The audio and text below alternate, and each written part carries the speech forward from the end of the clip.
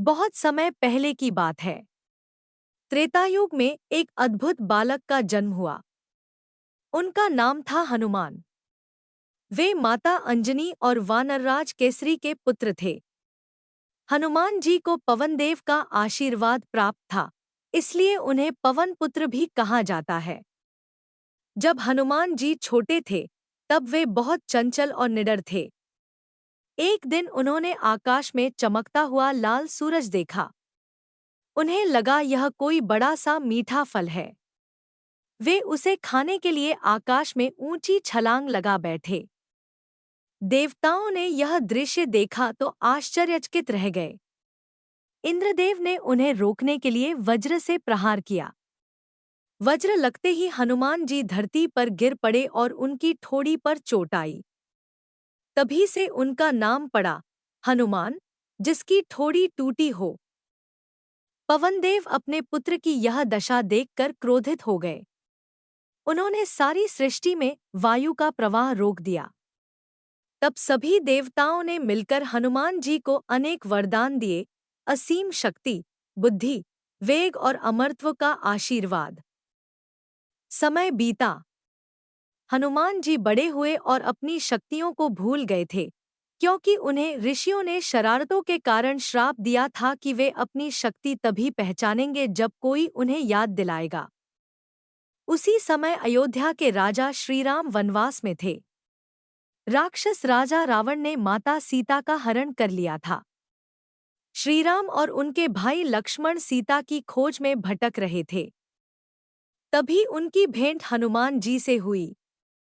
हनुमान जी ने साधु का रूप धारण कर श्रीराम से बात की। उनकी विनम्रता और ज्ञान देखकर श्रीराम बहुत प्रसन्न हुए। उसी क्षण हनुमान जी को अनुभव हुआ कि यही उनके प्रभु हैं। वे श्रीराम के चरणों में गिर पड़े और जीवन भर उनकी सेवा का व्रत ले लिया। जब माता सीता का पता चला कि वे लंका में हैं, तब वानर सेना के सामने सबसे बड़ी समस्या थी विशाल समुद्र को पार करना। सब सोच में पड़ गए। तभी जामवंत ने हनुमान जी को उनकी भूली हुई शक्तियों की याद दिलाई। हनुमान जी को अपने सामर्थ्य का बोध हुआ। उन्होंने विशाल रूप धारण किया और जय श्री राम का उद्घोष करते हुए समुद्र के ऊपर से एक ही छलांग में लंका पहुंच गए। लंका में हनुमान जी ने माता सीता को अशोक वाटिका में ढूंढ निकाला। उन्होंने श्रीराम की अंगूठी देकर विश्वास दिलाया कि प्रभु उन्हें शीघ्र ही मुक्त कराएंगे। इसके बाद उन्होंने रावण को चेतावनी देने के लिए अशोक वाटिका उजाड़ दी। राक्षसों ने उन्हें पकड़ लिया और रावण के दरबार में ले गए। रावण ने क्रोधित होकर उनकी पूंछ में आग लगाने का आदेश दिया, परंतु हनुमान जी ने इसे अवसर बना लिया।